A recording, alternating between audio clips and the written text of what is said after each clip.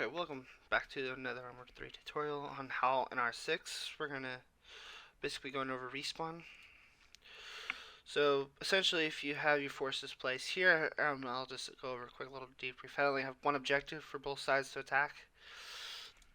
To keep the commanders from going too crazy, I've pretty much just put 1,000 to skip, 1,000 to fast capture.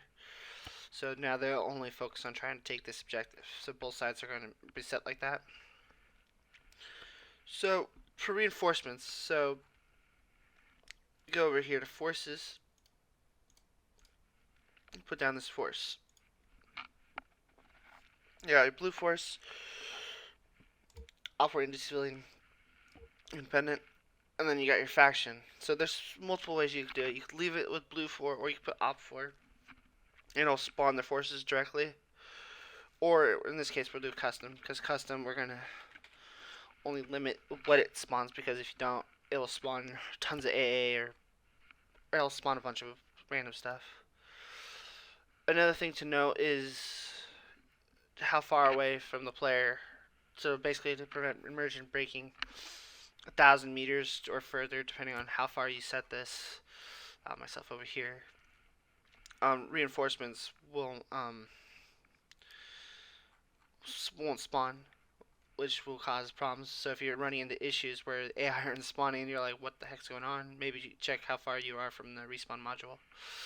Another thing you could do is you could throw down a trigger for like respawn area, so you can confine it. You can change the spawn radius, and then go in here and grab logic area, base area, and then you sync everything up here. And now, since we are also doing custom, it'd also be good to go to tools, go to asset compiler, because then you could, instead of having to go through and sit down and type every array out trying to come up with every unit you want to reinforce, you could just turn around, take this squad for instance, and then sync it to this module, and then when the mission starts, these guys will disappear. Even just for the fun of it too, we'll just throw another prowler down, and you can throw tanks or whatever else, and you can do the same thing with the enemy force too. But if you're doing it just AI versus players, then you could do however you see fit.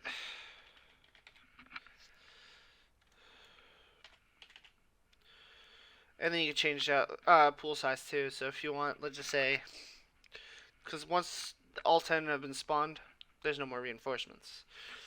So you want to change your pool size, and debating on how you chase or fight. So sync this asset compiler.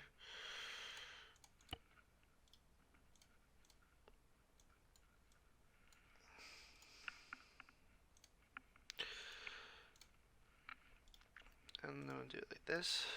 We'll just give them infantry, and actually, you know, we'll just for the fun of it, we'll give them the quad. So you have a guy running around on a quad trying to battle the city. So, if everything is done correctly, we should be able to watch the battle, and eventually reinforcements will get called. Also, you can set it up, we'll go back over it before we end the video, where you can change the amount of casualties. So if the enemy gets below like 80% or 50% or even just 10% left forces, then it'll start respawning troops, and you can change the respawn counter.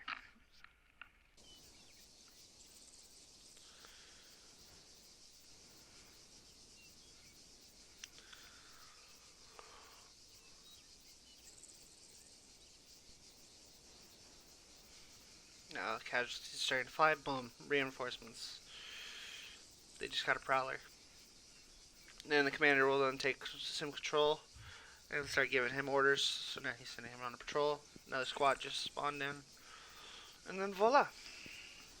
And as the battle continues, they'll continue reinforcing, and depending on how many troops they lose. And that will pretty much conclude this part of that. So we'll just exit out of here. Turn the menu, just go. And you could basically customize it. The cool thing about this is you can customize your forces however you see fit. So if you wanted to put down a hunter or a tank or a drone, you can do that and it'll spawn it randomly. So basically it's at the mercy. So if you were to go here, threshold, let's do like 0.8, and now it will essentially, when it spawns and the troops get down to about 80%, then it'll start spawning troops to make it, and then you can customize this to however, and then you can make it do like 2 squads, so on and so forth. I hope that helps you with the respawn tutorial.